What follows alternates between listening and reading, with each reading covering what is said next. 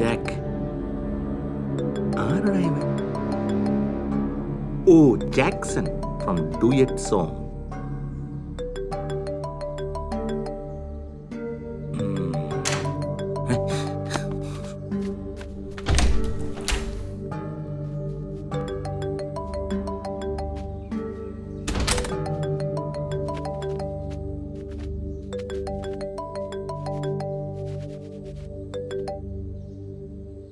Hello, ഞാൻ അങ്ങോട്ട് വിളിക്കാന്ന് പറഞ്ഞല്ലേ? സണ്ണിച്ചാൻ എന്തോ സംശയമുണ്ട്. അതേന്നെ. ഇല്ല, എന്നോടൊന്നും ചോദിച്ചൊന്നുമില്ല. എന്നാണ് പോകുന്നതെന്നും അറിയില്ല. നാട്ടിൽ വന്ന സാധാരണ ഇത്ര ദിവസം നിൽക്കാറില്ല. ഇല്ല, തിരിച്ചു പോവും. മീറ്റ് ചെയ്യാം. നമുക്കേ അന്ന് തന്നെ മീറ്റ് ചെയ്യാം. വേണ്ട വേണ്ട, ഇങ്ങോട്ട് വന്നാൽ മതി. അതാവുമ്പോൾ എനിക്കും സൗകര്യമാവും. ഞാൻ വെക്കട്ടെ. ബൈ.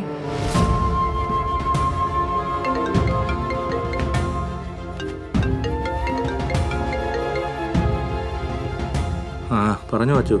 സണ്ണി, ആ ജോയി പോയി കേട്ടോ. താൻ ആ FB ഒന്ന് നോക്കിയേ.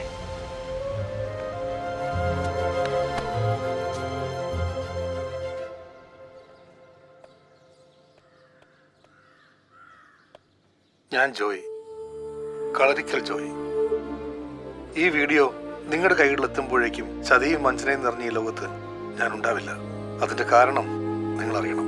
സൗദിയിലെ പൊരിവെയിലത്ത് കിടന്ന് വെറും കുബൂസും പച്ചവെള്ളവും കുടിച്ച് ഞാൻ സമ്പാദിച്ചത് മുഴുവൻ ഭാര്യ ഡേസിഡവർക്ക് അയച്ചു കൊടുത്തു. അവളും മോളുമായിരുന്നു എൻ്റെ ലോകം. എൻ്റെ പണം കൊണ്ട് അവൾ അവളുടെ പേരിൽ വീട് സ്ഥലവും വാങ്ങി. കാറ് വേണമെന്ന് അവൾ പറഞ്ഞപ്പോൾ അത് ഞാൻ വാങ്ങിക്കൊടുത്തു. അവളുടെ സന്തോഷമായിരുന്നു എൻ്റെ സന്തോഷം. പക്ഷേ ഡ്രൈവിംഗ് പഠിപ്പിക്കാൻ വന്നവനൊപ്പം അവൾ പോയി. എൻ്റെ മോളെയും കൊണ്ട്. മോളെ മാത്രം എനിക്ക് തിരിച്ചെന്നാൽ മതിയായിരുന്നു. എൻ്റെ മോളെ ഒന്ന് കാണാൻ പോലും എനിക്ക് അനുവാദമില്ല. അതെനിക്ക് സഹിക്കാൻ കഴിയണില്ല. എൻ്റെ അവസ്ഥ ഒരു പ്രവാസിക്കും വരാതിരിക്കട്ടെ. ആത്മഹത്യ ഭീരുക്കൾക്കുള്ളതാണെന്ന് പറയാറ്. ഞാനൊരു ഭീരുവാ. ജീവിതത്തിൽ തോറ്റുപോയ ഭീരു.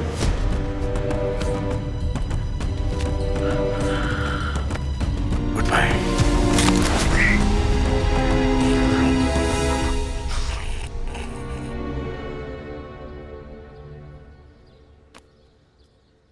നിങ്ങൾ തമ്മിൽ ഇഷ്ടത്തിലാണെന്നും മോളെ അല്ലാണ്ട് വേറെ ആരും കല്യാണം കഴിക്കില്ല എന്നും പറഞ്ഞ് ഇവൻ ഒറ്റ കാലേ നിൽപ്പായിരുന്നു. എനിക്കാണും പെണ്ണുമായിട്ട് ഇവനല്ലേ ഉള്ളൂ. ഇവന്റെ ഇഷ്ടം നടക്കട്ടെ. മക്കളുടെ സന്തോഷമല്ലേ നമ്മുടെ സന്തോഷം. അതെ അതെ. പിന്നെ ഒരു കാര്യത്തിൽ എനിക്ക് നിർബന്ധമുണ്ട്.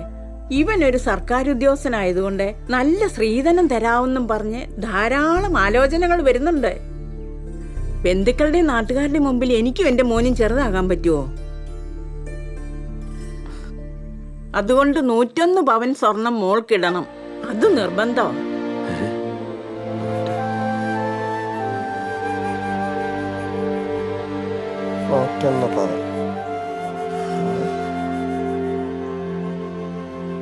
ഇങ്ങനെ വിഷമിച്ചിരുന്നിട്ട് എന്താ കാര്യം ഉണ്ണേട്ടാ? നമുക്ക് മുന്നോട്ടുള്ള വഴിയെക്കുറിച്ച് ചിന്തിക്കാം. ഞാൻ ആലോചിച്ചിട്ട് ഒരു എത്തും പിടിയും കിട്ടുന്നില്ല. ഇപ്പോഴത്തെ സ്വർണ്ണവിലേക്ക് അറിയാലോ. ഏറിയാൽ ഒരു 25 പവൻ. അതിനപ്പുറത്തേക്കൊന്നും ഞാൻ കൂട്ടിയാൽ കൂടൂല.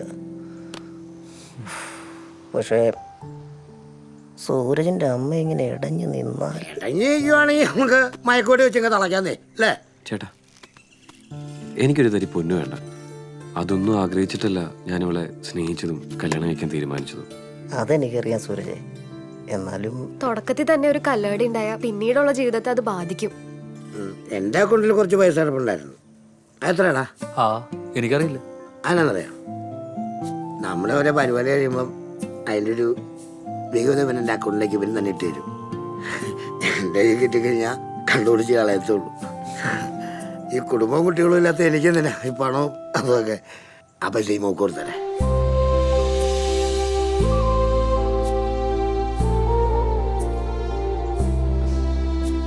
എന്നാ കഴിയുന്നത് ഞാനും തരാം. ഞങ്ങളും മാക്സിമം ശ്രമിക്കാം.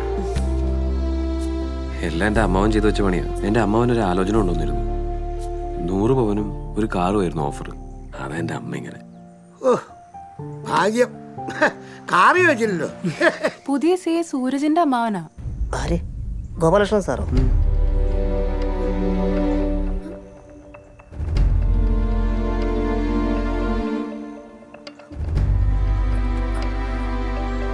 ഇവർ തമ്മിൽ ഇഷ്ടപ്പെട്ടു പോയ സ്ഥിതിക്ക് കല്യാണം നടന്നല്ലേ പറ്റൂ.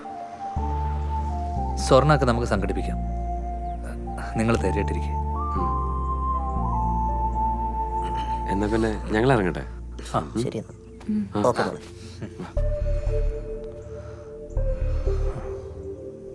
നീ എന്ത് കണ്ടിട്ടാണ് ഈ 101 പവനൊക്കെ കൊടുക്കാന്ന് പറഞ്ഞേ?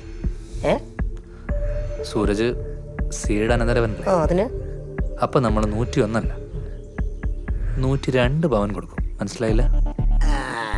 ഓ അങ്ങനെ മനസ്സിലായി മനസ്സിലായി.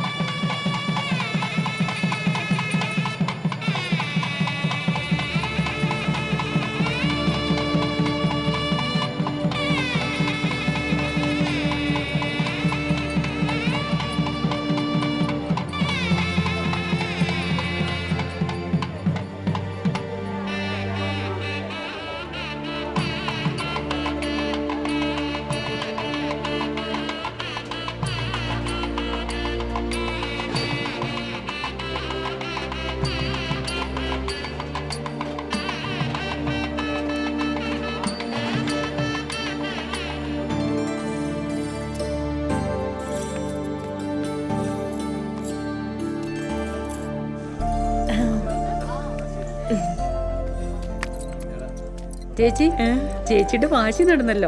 എന്തായാലും ചേച്ചിയുടെ മരുമോള് 101 പവനോട്ട് വീട്ടിലേക്ക് വന്നില്ലേ?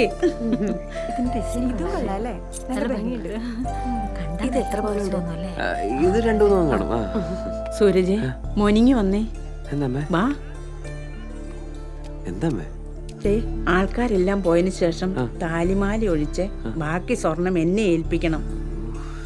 എന്റെ അമ്മേ, ഇതെന്തൊരു ആക്രാന്താണ് അമ്മേ. ദേ, ഞാൻ പറയുന്നത് നീ അനുസരിച്ചാ മതി. നാട്ടിൽ മുഴുവൻ കള്ളന്മാരുടെ ശല്യമാണ്.